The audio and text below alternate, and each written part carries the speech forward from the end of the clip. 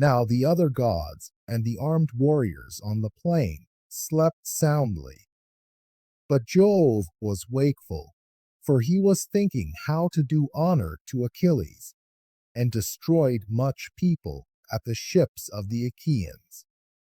In the end, he deemed it would be best to send a lying dream to King Agamemnon.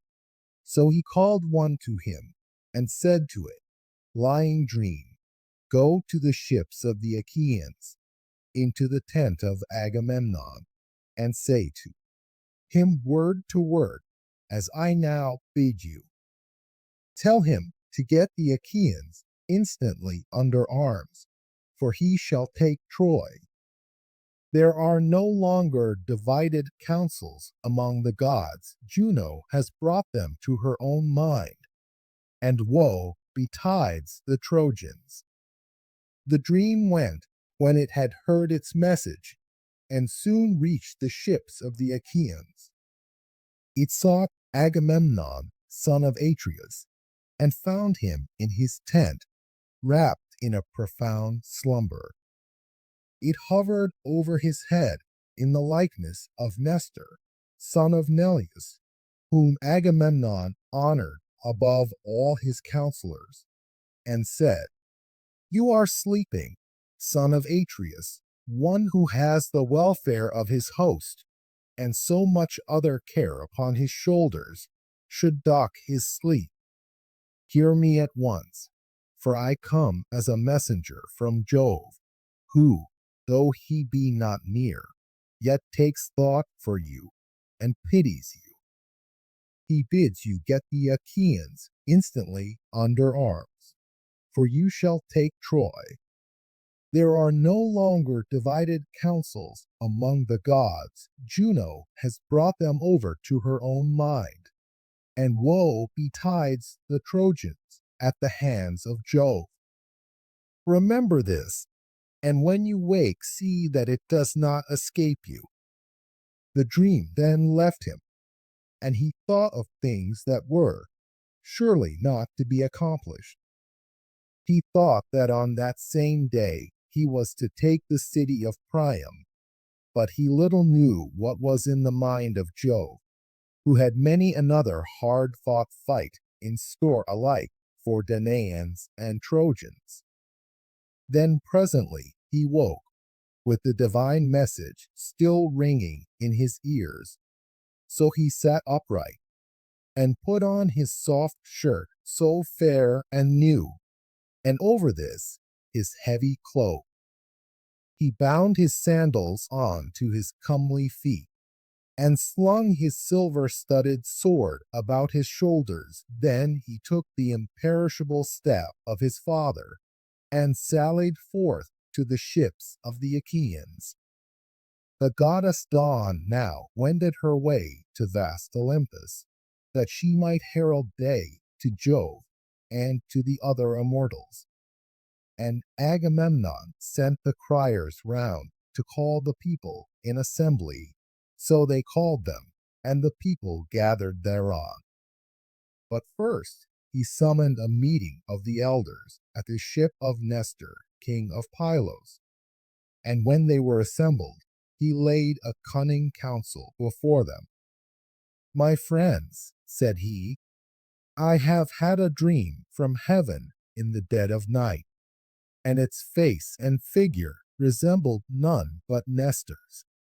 It hovered over my head and said, 'You are sleeping, son of Atreus, one who has the welfare of his host, and so much other care upon his shoulders, should dock his sleep.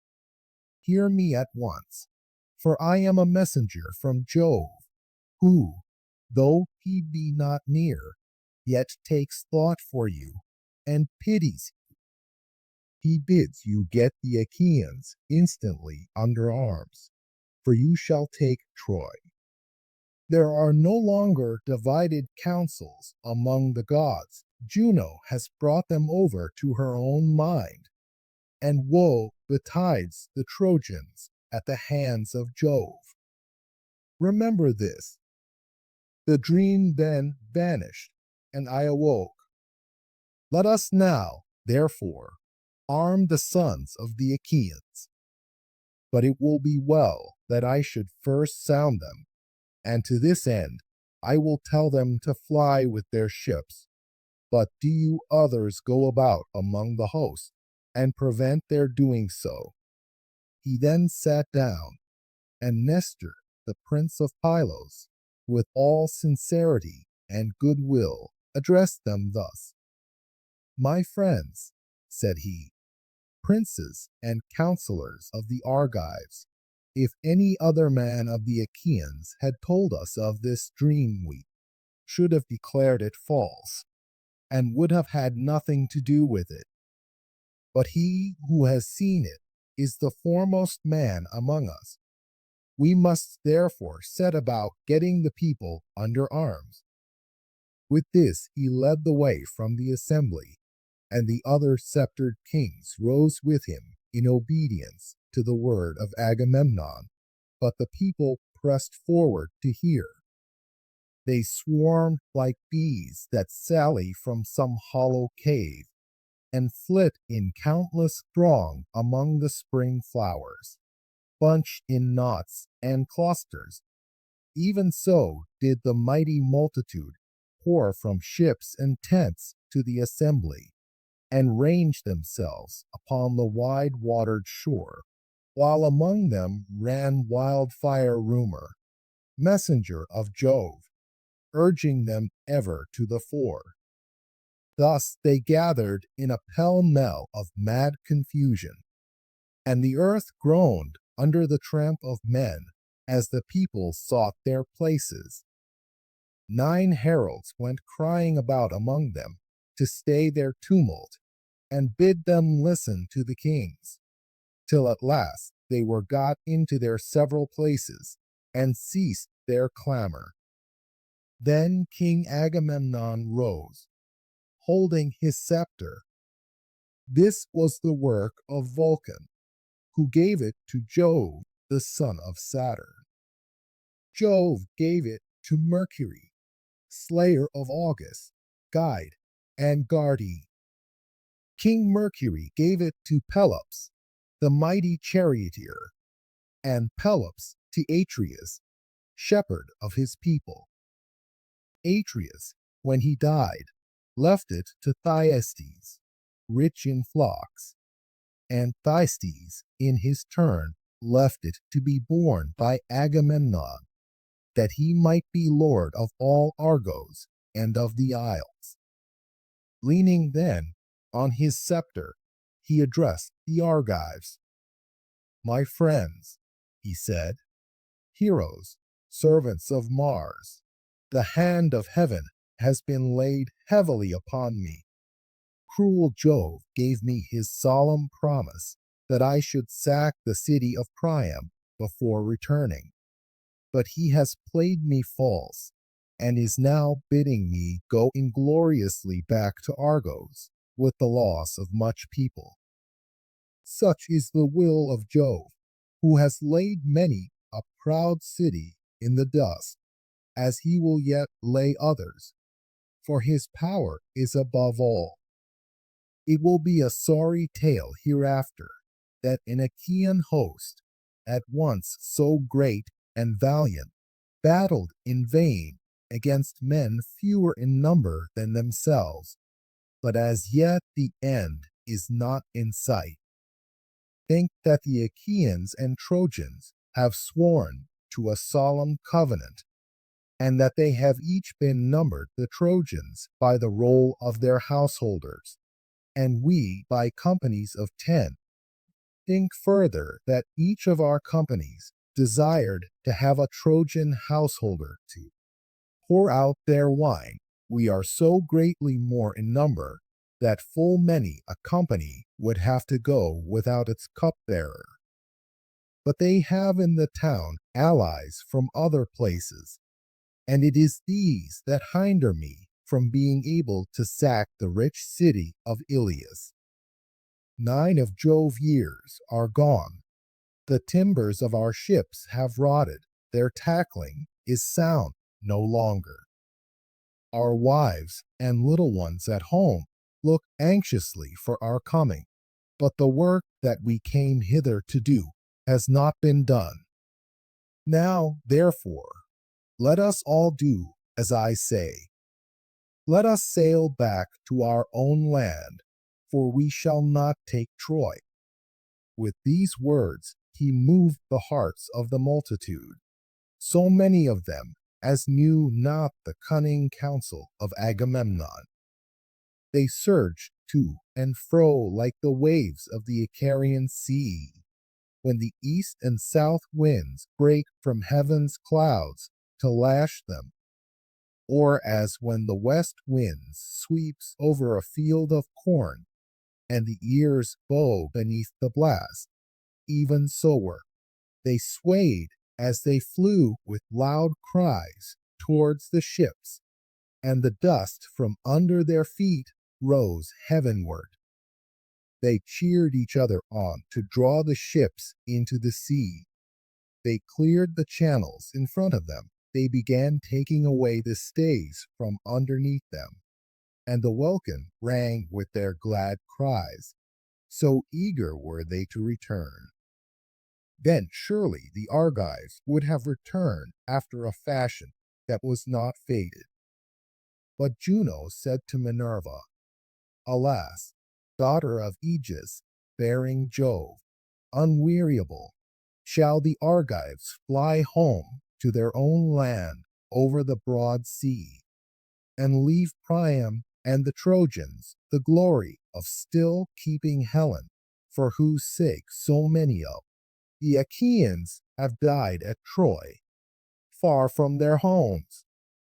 Go about at once among the host, and speak fairly to them, man by man, that they draw not their ships into the sea." Minerva was not slack to do her bidding. Down she darted from the topmost summits of Olympus, and in a moment she was at the ships of the Achaeans. There she found Ulysses, peer of Jove in council, standing alone. He had not as yet laid a hand upon his ship, for he was grieved and sorry. So she went close up to him and said, "Ulysses, noble son of Laertes, are you going to fling yourselves into your ships and be off home to your own land in this way? Will you leave Priam and the Trojans the glory of still keeping Helen, for whose sake so many of the Achaeans have died at Troy, far from their homes? Go about at once among the host, and speak fairly to them, man by man, that they draw not their ships into the sea." Ulysses knew the voice as that of the goddess. He flung his cloak from him and set off to run. His servant Eurybates, a man of Ithaca, who waited on him, took charge of the cloak, whereon Ulysses went straight up to Agamemnon and received from him his ancestral, imperishable staff. With this he went about among the ships of the Achaeans. Whenever he met a king or chieftain, he stood by him and spoke him fairly. "Sir," said he, "this flight is cowardly and unworthy. Stand to your post, and bid your people also keep their places. You do not yet know the full mind of Agamemnon. He was sounding us, and ere long will visit the Achaeans with his displeasure." We were not all of us at the council to hear what he then said. See to it lest he be angry and do us a mischief, for the pride of kings is great, and the hand of Jove is with them. But when he came across any common man who was making a noise, he struck him with his staff and rebuked him, saying, "Sirrah, hold your peace, and listen to better men than yourself. You are a coward, and no soldier. You are nobody either in fight or council. We cannot all be kings. It is not well that there should be many masters. One man must be supreme, one king to whom the son of scheming Saturn has given the scepter of sovereignty over you all. Thus masterfully did he go about among the host, and the people hurried back to the council from their tents and ships with a sound as the thunder of surf when it comes crashing down upon the shore, and all the sea is in an uproar. The rest now took their seats and kept to their own several places, but Thersites still went on wagging his unbridled tongue, a man of many words, and those unseemly, a monger of sedition, a railer against all who were in authority, who cared not what he said, so that he might set the Achaeans in a laugh. He was the ugliest man of all those that came before Troy, bandy-legged, lame of one foot, with his two shoulders rounded and hunched over his chest. His head ran up to a point, but there was little hair on the top of it. Achilles and Ulysses hated him worst of all, for it was with them that he was most wont to wrangle. Now, however, with a shrill, squeaky voice, he began heaping his abuse on Agamemnon. The Achaeans were angry and disgusted, yet nonetheless he kept on brawling and bawling at the son of Atreus. Agamemnon, he cried, what ails you now, and what more do you want? Your tents are filled with bronze, and with fair women. For whenever we take a town, we give you the pick of them. Would you have yet more gold, which some Trojan is to give you as a ransom for his son, when I or another Achaean has taken him prisoner? Or is it some young girl to hide and lie with? It is not well that you, the ruler of the Achaeans, should bring them into such misery. Weakling cowards, women rather than men, let us sail home, and leave this fellow here at Troy to stew in his own meeds of honor, and discover whether we were of any service to him or no. Achilles is a much better man than he is, and see how he has treated him, robbing him of his prize and keeping it himself. Achilles takes it meekly and shows no fight. If he did, son of Atreus, you would never again insult him. Thus railed Thersites, but Ulysses at once went up to him and rebuked him sternly. Check your glib tongue, Thersites, said he, and babble not a word further. Chide not with princes when you have none to back you. There is no viler creature come before Troy with the sons of Atreus. Drop this chatter about kings, and neither revile them nor keep harping about going home. We do not yet know how things are going to be, nor whether the Achaeans are to return with good success or evil. How dare you jibe at Agamemnon, because the Danaans have awarded him so many prizes? I tell you, therefore, and it shall surely be, that if I again catch you talking such nonsense, I will either forfeit my own head and be no more called father of Telemachus, or I will take you, strip you stark naked, and whip you out of the assembly till you go blubbering back to the ships. On this he beat him with his staff about the back and shoulders till he dropped and fell a-weeping.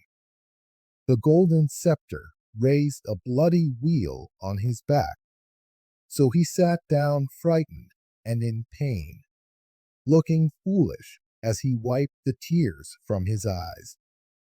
The people were sorry for him, yet they laughed heartily, and one would turn to his neighbor, saying, Ulysses has done many a good thing ere now in fight and council, but he never did the Argives a better turn than when he stopped this fellow's mouth from prating further.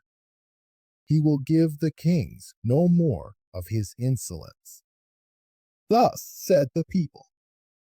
Then Ulysses rose, scepter in hand, and Minerva, in the likeness of a herald, bade the people be still, that those who were far off might hear him and consider his counsel. He therefore, with all sincerity and goodwill, addressed them thus: King Agamemnon, the Achaeans are for making you a byword among all mankind. They forget the promise they made you when they set out from Argos, that you should not return till you had sacked the town of Troy. And, like children or widowed women, they murmur and would set off homeward. True it is that they have had toil enough to be disheartened. A man chafes at having to stay away from his wife, even for a single month, when he is on shipboard, at the mercy of wind and sea. But it is now 9 long years that we have been kept here. I cannot, therefore, blame the Achaeans if they turn restive.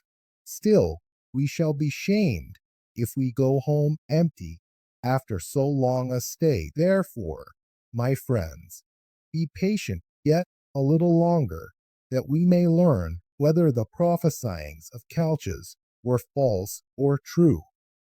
All who have not since perished must remember, as though it were yesterday or the day before, how the ships of the Achaeans were detained in Aulis, when we were on our way hither to make war on Priam and the Trojans. We were ranged round about a fountain, offering hecatombs to the gods upon their holy altars, and there was a fine plane tree, from beneath which there welled a stream of pure water. Then we saw a prodigy, for Jove sent a fearful serpent out of the ground, with blood-red stains upon its back, and it darted from under the altar on to the plane tree. Now there was a brood of young sparrows, quite small, upon the topmost bough, peeping out from under the leaves, 8 in all, and their mother that hatched them made 9. The serpent ate the poor cheeping things, while the old bird flew about lamenting her little ones. But the serpent threw his coils about her, and caught her by the wing as she was screaming. Then, when he had eaten both the sparrow and her young, the god who had sent him made him become a sign, for the son of scheming Saturn turned him into stone. And we stood there wondering at that which had come to pass. Seeing then that such a fearful portent had broken in upon our hecatombs, Calchas forthwith declared to us the oracles of heaven. Why, Achaeans, said he, are you thus speechless? Jove has sent us this sign, long in coming, and long ere it be fulfilled, though its fame shall last forever. As the serpent ate the 8 fledglings, and the sparrow that hatched them, which makes 9, so shall we fight 9 years at Troy, but in the 10th shall take the town. This was what he said, and now it is all coming true. Stay here, therefore, all of you, till we take the city of Priam. On this, the Argives raised a shout, till the ships rang again with the uproar. Nestor, knight of Gerene, then addressed them. Shame on you, he cried, to stay talking here like children when you should fight like men? Where are our covenants now? And where the oaths that we have taken? Shall our counsels be flung into the fire, with our drink offerings and the right hands of fellowship wherein we have put our trust? We waste our time in words, and for all our talking here shall be no further forward. Stand, therefore, son of Atreus, by your own steadfast purpose, leads the Argives on to battle, and leave this handful of men to rot, who scheme and scheme in vain to get back to Argos, ere they have learned whether Jove be true or a liar. For the mighty son of Saturn surely promised that we should succeed when we Argives set sail to bring death and destruction upon the Trojans. He showed us favorable signs by flashing his lightning on our right hands. Therefore, let none make haste to go till he has first lain with the wife of some Trojan, and avenged the toil and sorrow that he has suffered for the sake of Helen. Nevertheless, if any man is in such haste to be at home again, let him lay his hand to his ship, that he may meet his doom in the sight of all. But, O king, consider and give ear to my counsel, for the word that I say may not be neglected lightly. Divide your men, Agamemnon, into their several tribes and clans, that clans and tribes may stand by and help one another. If you do this, and if the Achaeans obey you, you will find out who, both chiefs and peoples, are brave, and who are cowards, for they will vie against the other. Thus you shall also learn whether it is through the counsel of heaven or the cowardice of man that you shall fail to take the town. And Agamemnon answered, Nestor, you have again outdone the sons of the Achaeans in counsel. Would, by Father Jove, Minerva, and Apollo, that I had among them 10 more such counselors, for the city of King Priam would then soon fall beneath our hands, and we should sack it. But the son of Saturn afflicts me with bootless wranglings and strife. Achilles and I are quarreling about this girl, in which matter I was the first to offend. If we can be of one mind again, the Trojans will not stave off destruction for a day. Now, therefore, get your morning meal, that our hosts join in fight. Whet well your spears, see well to the ordering of your shields, give good feeds to your horses, and look your chariots carefully over, that we may do battle the livelong day, for we shall have no rest, not for a moment, till night falls to part us.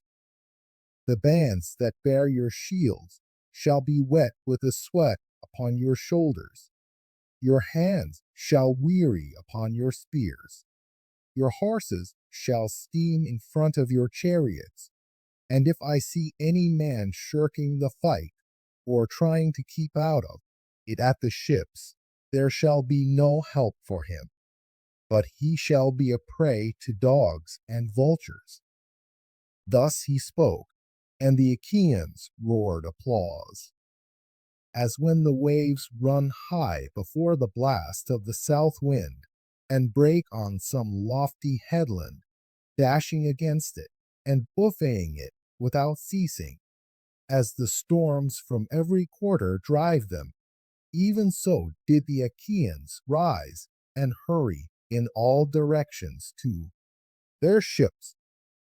There they lighted their fires at their tents and got dinner, offering sacrifice every man to one or other of the gods, and praying each one of them that he might live to come out of the fight. Agamemnon, king of men, sacrificed a fat 5-year-old bull to the mighty son of Saturn and invited the princes and elders of his host. First, he asked Nestor and King Idomeneus, then the two Ajaxes and the son of Tydeus, and sixthly, Ulysses, peer of gods, in council. But Menelaus came of his own accord, for he knew how busy his brother then was.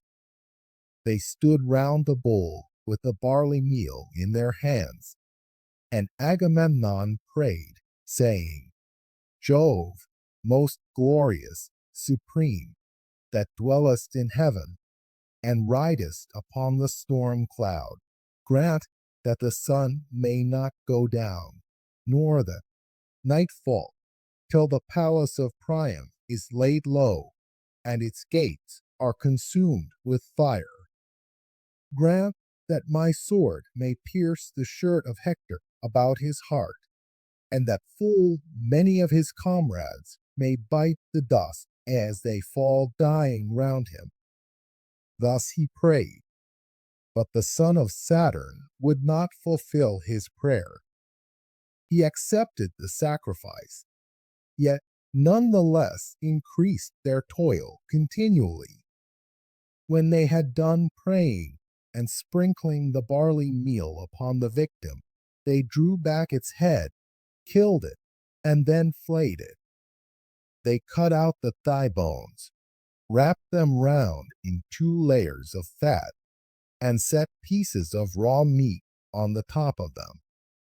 These they burned upon the split logs of firewood, but they spitted the inward meats and held them in the flames to cook.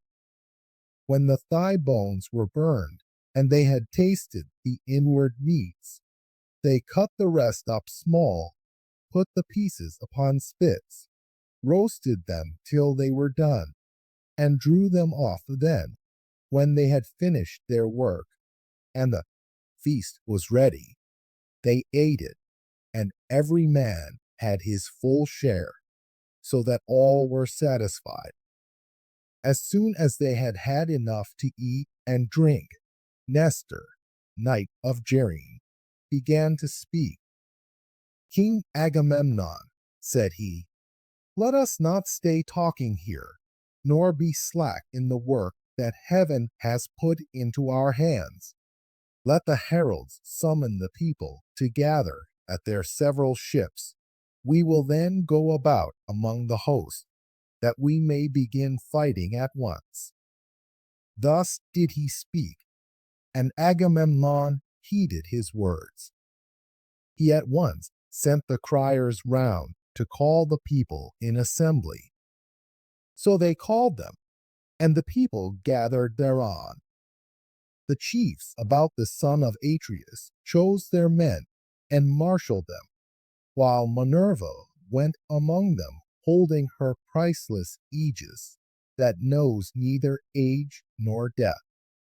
From it there waved 100 tassels of pure gold, all deftly woven, and each one of them worth 100 oxen. With this she darted furiously everywhere among the hosts of the Achaeans, urging them forward and putting courage into the heart of each, so that he might fight and do battle without ceasing. Thus war became sweeter in their eyes, even than returning home in their ships. As when some great forest fire is raging upon a mountain top, and its light is seen afar, even so as they marched, the gleam of their armor flashed up into the firmament of heaven. They were like great flocks of geese, or cranes, or swans on the plain about the waters of Castor, that wing their way hither and thither, glorying in the pride of flight, and crying as they settle till the fen is alive with their screaming. Even thus did their tribes pour from ships and tents onto the plain of the Scamander, and the ground rang as brass under the feet of men and horses. They stood as thick upon the flower-bespangled field as leaves that bloom in summer, as countless swarms of flies buzz around a herdsman's homestead in the time of spring, when the pails are drenched with milk. Even so did the Achaeans swarm on to the plain to charge the Trojans and destroy them.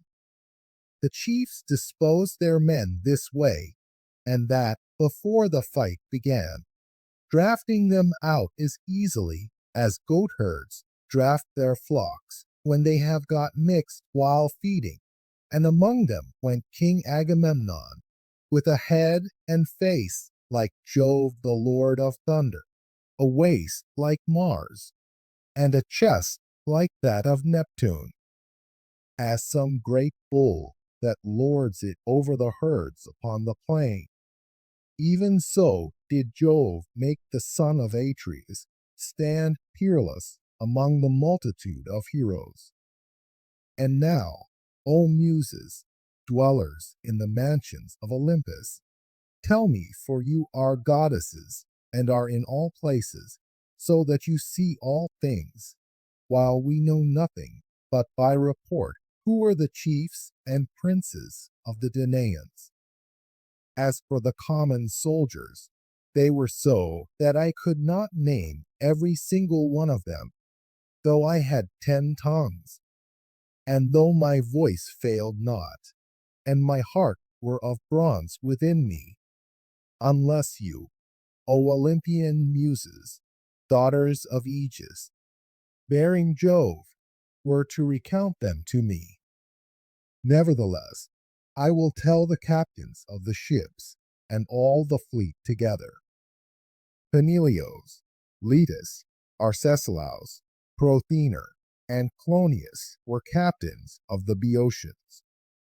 These were they that dwelt in Hyria and rocky Aulis, and who held Schoenus, Scolus, and the highlands of Edionus, with Thespia, Graia, and the fair city of Mycalessus.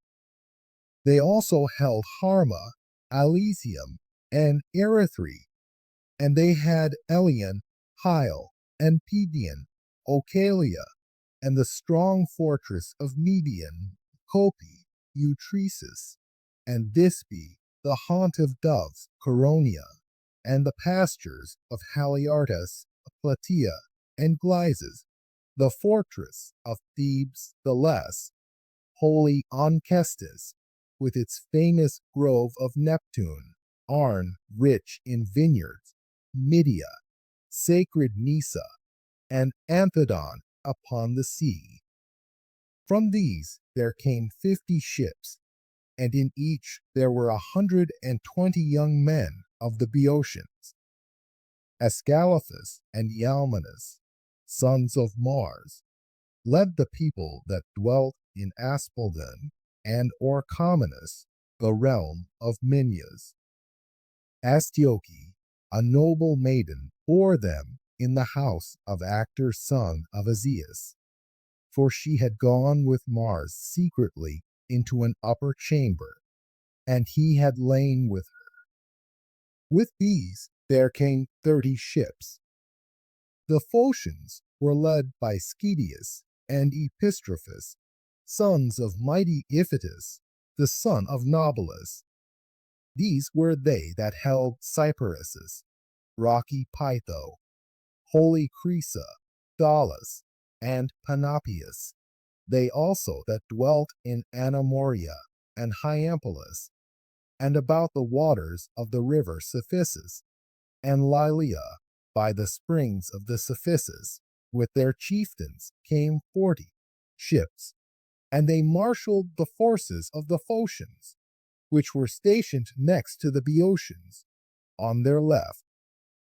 Ajax, the fleet son of Oileus, commanded the Locrians. He was not so great, nor nearly so great, as Ajax, the son of Telamon. He was a little man, and his breastplate was made of linen, but in use of the spear he excelled all the Hellenes and the Achaeans. These dwelt in Sinus, Opus, Calliaris, Bessa, Scarf, Fair Augi, Tarphi, and Thronium, about the river Bogrius. With him there came 40 ships of the Locrians, who dwelled beyond Euboea. The fierce Abantes held Euboea with its cities, Chalcis, Eretria, Histia rich in vines, Cerinthus upon the sea, and the rock-perched town of Diam. With them were also the men of Charistus and Styra. Elaphener of the race of Mars was in command of these. He was son of Chalcodon, and chief over all the Abantes. With him they came, fleet of foot, and wearing their hair long behind, brave warriors, who would ever strive to tear open the corselets of their foes with their long ashen spears. Of these there came 50 ships, and they that held the strong city of Athens, the people of great Erectheus, who was born of the soil itself. But Jove's daughter, Minerva, fostered him, and established him at Athens in her own rich sanctuary. There, year by year, the Athenian youths worship him with sacrifices of bulls and rams. These were commanded by Menestheus, son of Peteos. No man living could equal him in the marshaling of chariots and foot soldiers. Nestor could alone rival him, for he was older. With him there came 50 ships. Ajax brought 12 ships from Salamis, and stationed them alongside those of the Athenians. The men of Argos, again, and those who held the walls of Tiryns, with Hermione and Essene upon the Gulf, Troezene, Ione, and the vineyard lands of Epidaurus, the Achaean youths, moreover, who came from Aegina and Mazes, these were led by Diamd of the loud battle cry, and Sthenelus, son of famed Copinius. With them in command was Euryalus, son of King Mecisteus, son of Talaus, but Diamd was chief over them all. With these there came 80 ships, those who held the strong city of Mycenae, rich Corinth and Cleone, Orne, Aretharia, and Lycion, where Adrastus reigned of old, Hyperesia, High Gonoessa, and Pellene, Aegium, and all the coast land round about Hellas. These sent 100 ships under the command of King Agamemnon, son of Atreus.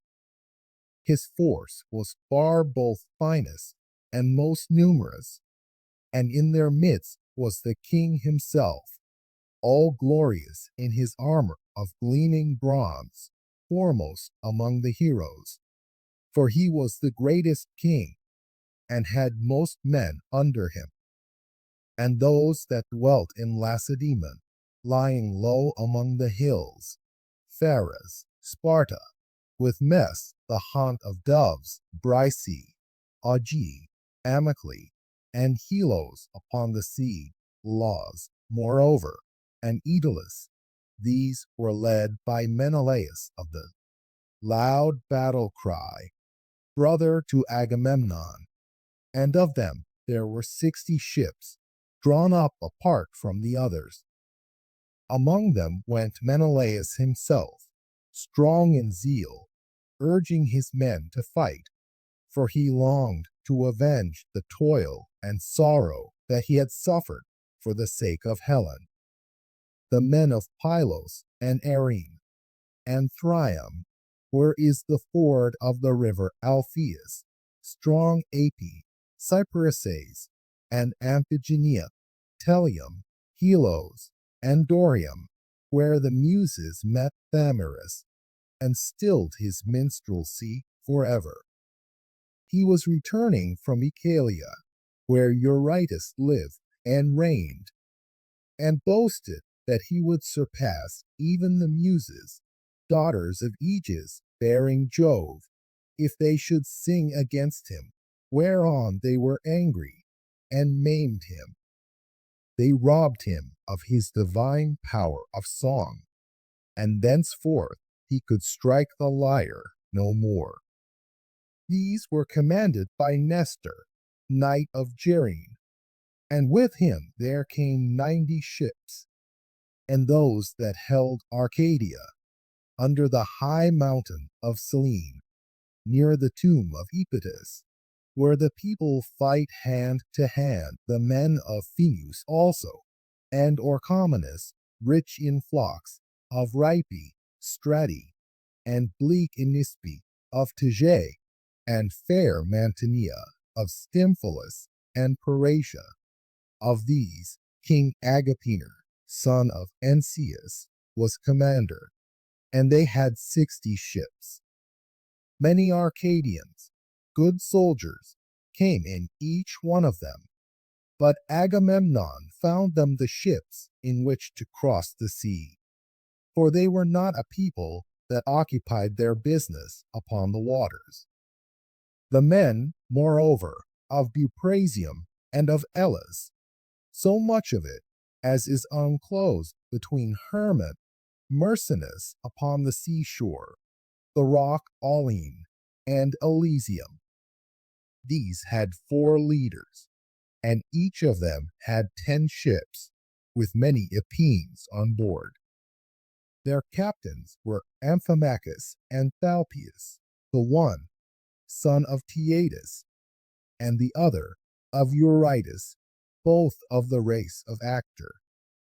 The 2 others were Diores, son of Amarances, and Polyxenus, son of King Agasthenes, son of Augeas, and those of Dulichium, with the sacred Echinian islands, who dwelt beyond the sea off Elis. These were led by Meges, peer of Mars, and the son of valiant Phyleus, dear to Jove, who quarreled with his father, and went to settle in Dulichium.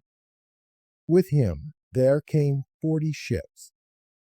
Ulysses led the brave Cephallenians, who held Ithaca, Neritum with its forests, Crossalia, rugged Aegialips, Samos, and Zacynthus, with the mainland also that was over against the islands. These were led by Ulysses, peer of Jove in council, and with him there came 12 ships. Thoas, son of Andremon, commanded the Aetolians who dwelt in Pleuron, Olynus, Pallene, Chalcis by the sea, and rocky Calydon, for the great king Aeneas had now no sons living, and was himself dead, as was also golden-haired Meleager, who had been set over the Aetolians to be their king. And with Thoas there came 40 ships. The famous spearsman Idomeneus led the Cretans, who held Cnossus, and the well-walled city of Gortys, Lyctus also, Miletus, and Lycastus, that lies upon the chalk, the populous towns of Thestus and Rhydium, with the other peoples that dwelt in the 100 cities of Crete. All these were led by Idomeneus and by Marians, peer of murderous Mars. And with these there came 80 ships. Tlepolemus, son of Hercules, a man both brave and large of stature, brought 9 ships of lordly warriors from Rhodes. These dwelt in Rhodes, which is divided among the three cities of Lindus, Elysus, and Chimeras, that lies upon the chalk. These were commanded by Tlepolemus, son of Hercules, by Astyochia, whom he had carried off from Ephra on the river Selys, after sacking many cities of valiant warriors. When Tlepolemus grew up, he killed his father's uncle, Lysimnius, who had been a famous warrior in his time, but was then grown old. On this, he built himself a fleet, gathered a great following, and fled beyond the sea, for he was menaced by the other sons and grandsons of Hercules.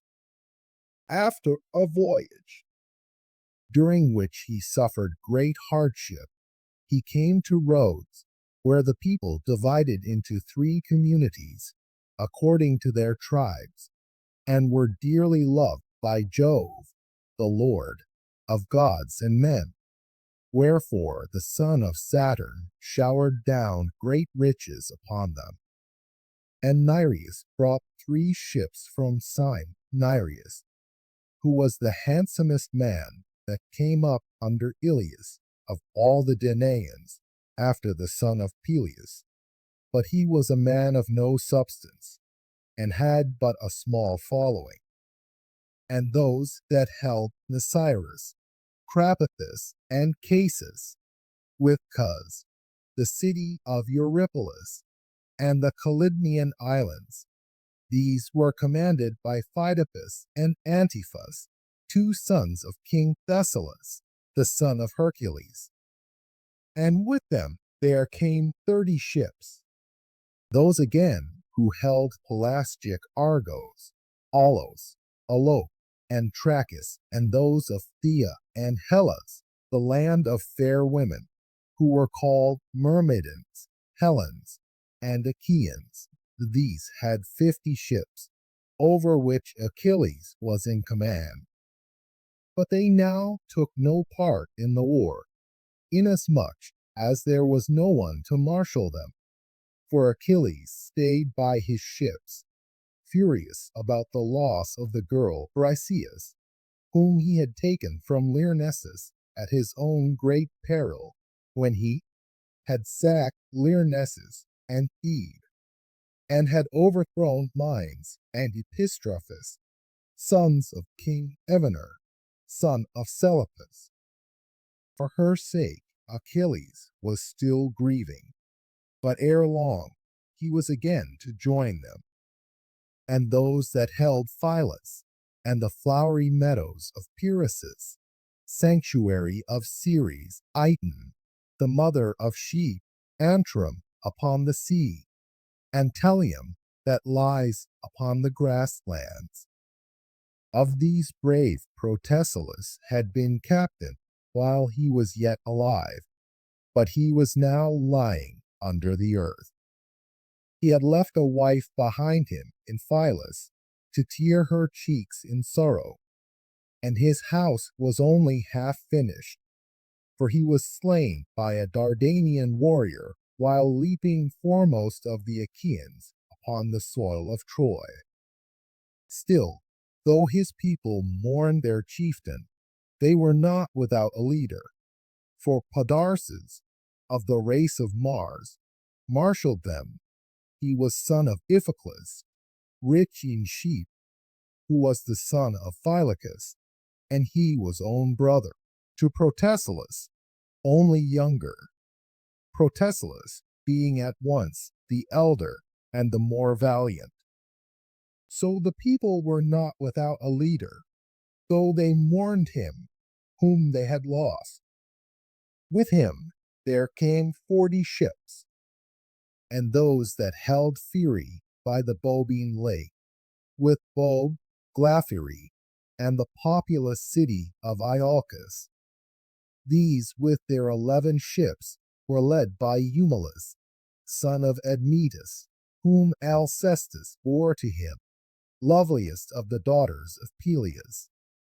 And those that held Methone and Thaumacia, with Melibea, and rugged Olizon.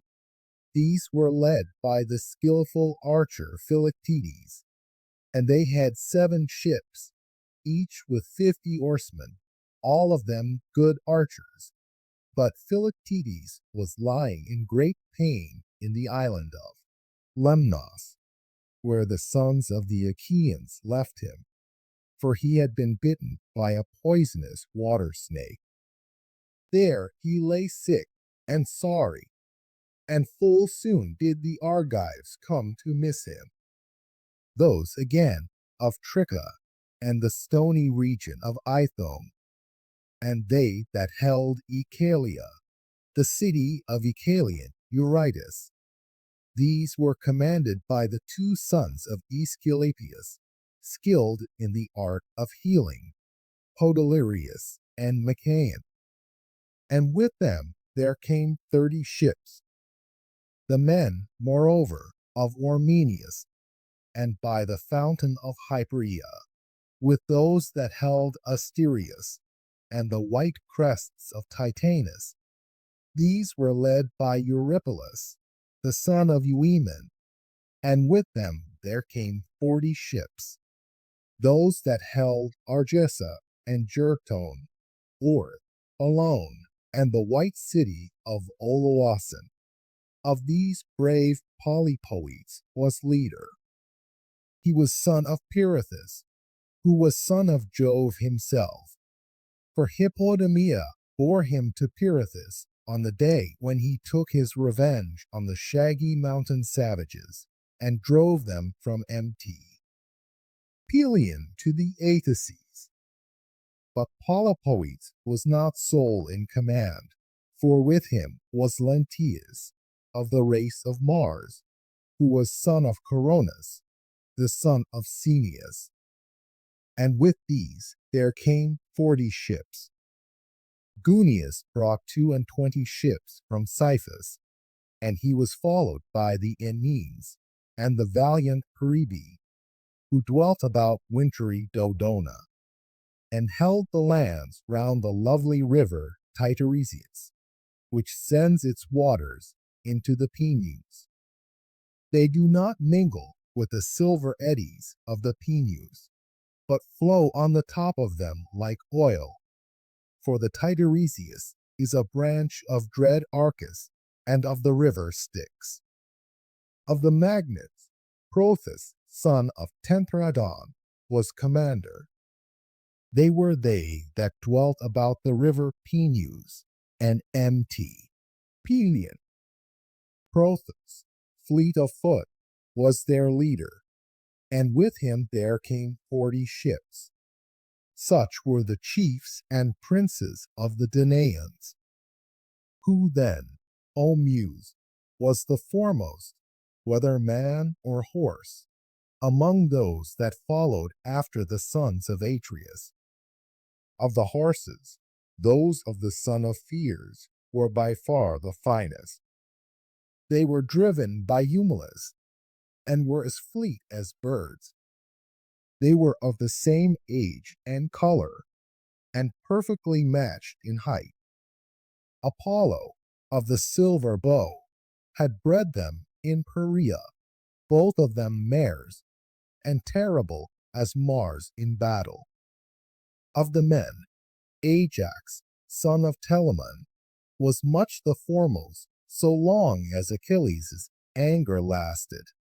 For Achilles excelled him greatly, and he had also better horses. But Achilles was now holding aloof at his ships by reason of his quarrel with Agamemnon, and his people passed their time upon the seashore, throwing discs or aiming with spears at a mark, and in archery. Their horses stood each by his own chariot, champing lotus and wild celery. The chariots were housed under cover, but their owners, for lack of leadership, wandered hither and thither about the host, and went not forth to fight. Thus marched the host like a consuming fire, and the earth groaned beneath them. When the Lord of thunder is angry, and lashes the land about Typhoeus among the Orimi, where they say Typhoeus lies. Even so did the earth groan beneath them as they sped over the plain. And now Iris, fleet as the wind, was sent by Jove to tell the bad news among the Trojans. They were gathered in assembly, old and young, at Priam's gates, and Iris came close up to Priam, speaking with the voice of Priam's son Polites, who, being fleet of foot, was stationed as watchman for the Trojans on the tomb of old Eziates, to look out for any sally of the Achaeans. In his likeness Iris spoke, saying, Old man, you talk idly, as in time of peace, while war is at hand. I have been in many a battle, but never yet saw such a host as is now advancing. They are crossing the plain to attack the city, as thick as leaves, or as the sands of the sea. Hector, I charge you above all others, do as I say. There are many allies dispersed about the city of Priam from distant places and speaking divers tongues. Therefore, let each chief give orders to his own people, setting them severally in array and leading them forth to battle. Thus she spoke, but Hector knew that it was the goddess, and at once broke up the assembly. The men flew to arms, all the gates were opened, and the people thronged through them, horse and foot, with a tramp as of a great multitude. Now there is a high mound before the city, rising by itself upon the plain. Men call it Betia, but the gods know that it is the tomb of lithe Myrine. Here the Trojans and their allies divided their forces. Priam's son, great Hector of the gleaming helmet, commanded the Trojans, and with him were arrayed by far the greater number and most valiant of those who were longing for the fray. The Dardanians were led by brave Aeneas, whom Venus bore to Anchises, when she, goddess though she was, had lain with him upon the mountain slopes of Ida. He was not alone, for with him were the two sons of Antenor, Archilochus and Acamas, both skilled in all the arts of war. They that dwelt in Telia, under the lowest spurs of Mt. Ida, men of substance, who drink the limpid waters of the Aesopus, and are of Trojan blood. These were led by Pandarus, son of Lycaon, whom Apollo had taught to use the bow. They that held Adrastea, and the land of Apieses, with Pidia, and the high mountain of Turia. These were led by Adrastus and Amphius, whose breastplate was of linen. These were the sons of Merops of Percote, who excelled in all kinds of divination. He told them not to take part in the war, but they gave him no heed, for fate lured them to destruction. They that dwelt about Percote and Praxius, with Sestos, Abydos, and Arisbe. These were led by Asius, son of Hyrtacus, a brave commander, Asius, the son of Hyrtacus, whom his powerful dark bay steeds, of the breed that comes from the river, Celes, had brought from Arisbe.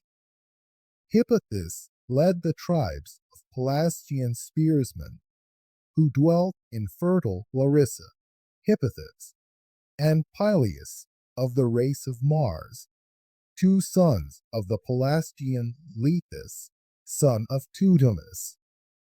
Acamas, and the warrior Pyrrhus commanded the Thracians and those that came from beyond the mighty stream of the Hellespont.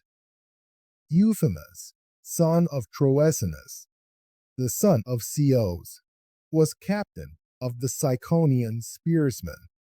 Pyrechmes led the Paeonian archers from distant Amadon by the broad waters of the river Axis, the fairest that flow upon the earth. The Paphlagonians were commanded by stout-hearted Pylimanes from Enety, where the mules run wild in herds. These were they that held Satoris and the country round Sesamus, with the cities by the river Parthenius, Cromna, Aegialus, and lofty Rethini. Odius and Epistrophus were captains over the Halizoni from distant Allied, where there are mines of silver. Chromis and Ennemus the augur led the Mysians, but his skill in augury availed not to save him from destruction, for he fell by the hand of the fleet descendant of Aeacus in the river, where he slew others also of the Trojans. Phorcys, again, and noble Ascanius led the Phrygians from the far country of Ascania, and both were eager for the fray. Mesthles and Antiphas commanded the Meonians, sons of Telemenes, born to him of the Gygaean lake. These led the Meonians, who dwelt under Mt. Ploelus. Nasts led the Carians, men of a strange speech. These held Miletus and the wooded mountain of Fires, with the water of the river Meander, and the lofty crests of Mt. Mycale. These were commanded by Nasts and Amphimachus, the brave sons of Nomion. He came into the fight with gold about him, like a girl, fool that he was. His gold was of no avail to save him, for he fell in the river by the hand of the fleet descendant of Aeacus, and Achilles bore away his gold. Sarpedon and Glaucus led the Lycians from their distant land by the eddying waters of the Xanthus,